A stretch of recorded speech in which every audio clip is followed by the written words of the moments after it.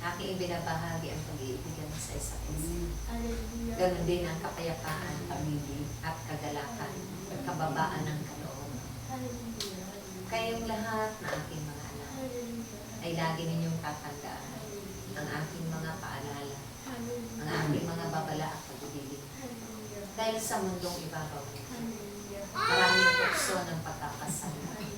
Kung kaya't huwag kayong padadaya sa mga bagay na ito.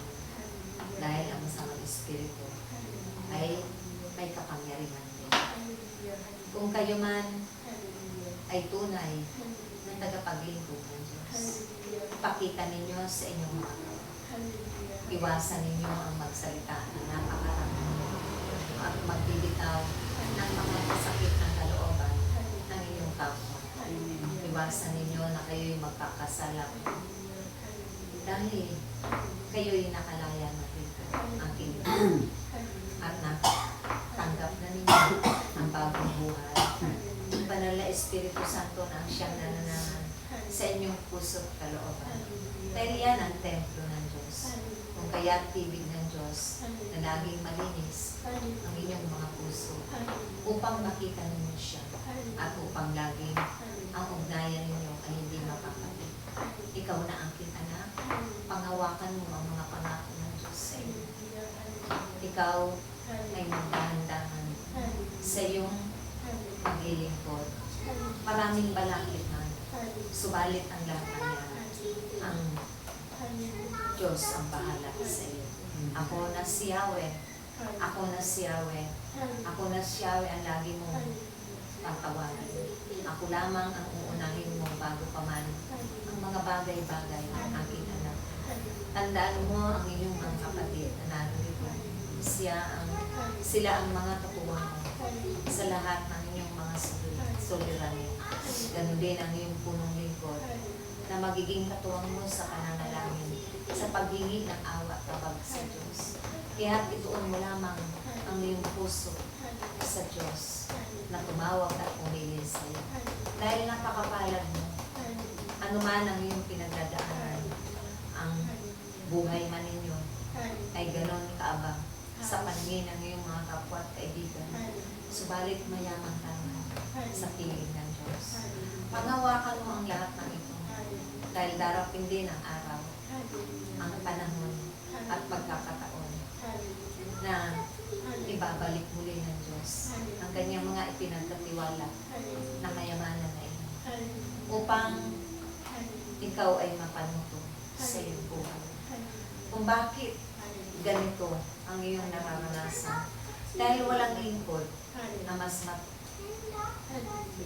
pa kaysa sa kanyang Panginoon.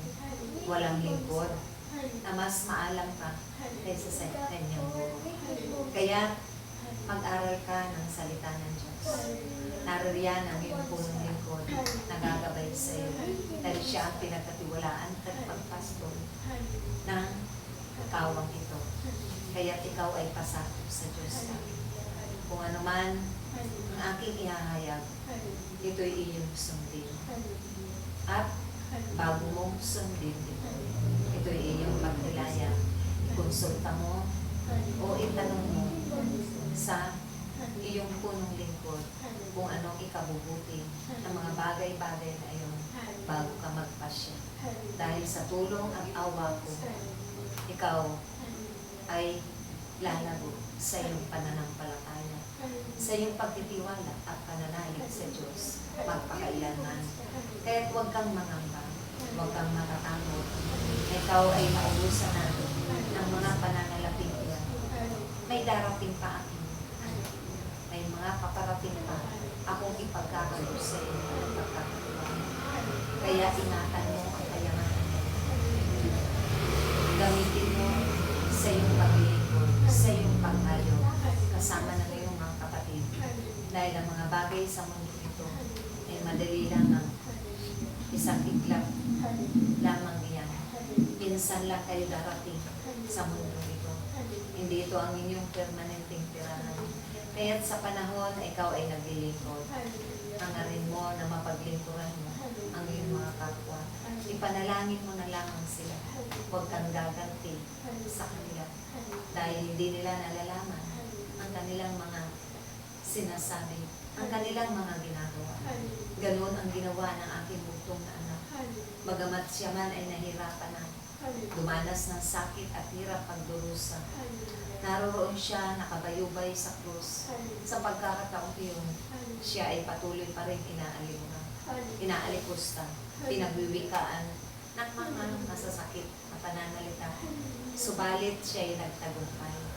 Yan ang tatandaan mo na ang pagdurusa ang nararapat maununa bago man ang biyaya at kaginhawaan. Dahil kayong lahat na naglilingkod sa akin, daraan sa mga malubak na daanan, liku-likong daanan. Subalit yan ay aking papatagan pagdating ng takdang panahon. At yan ang iyong biyaya, 10 ng iyong pamilya na makakamtan. Unawain mo silang lahat. Ibigin mo silang lahat.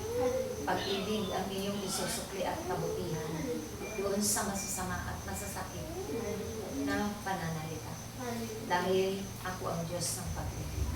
Kaya mapuno ka nawa ng pag-ibig. Magtibigan kayo sa isa't isa.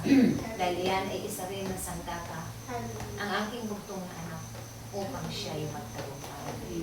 Naway alalahanin mo na ikaw ay papunta na rin sa dapit hapon ng iyong buhay. Kaya ngayon pa lamang ikaw ay magtanim na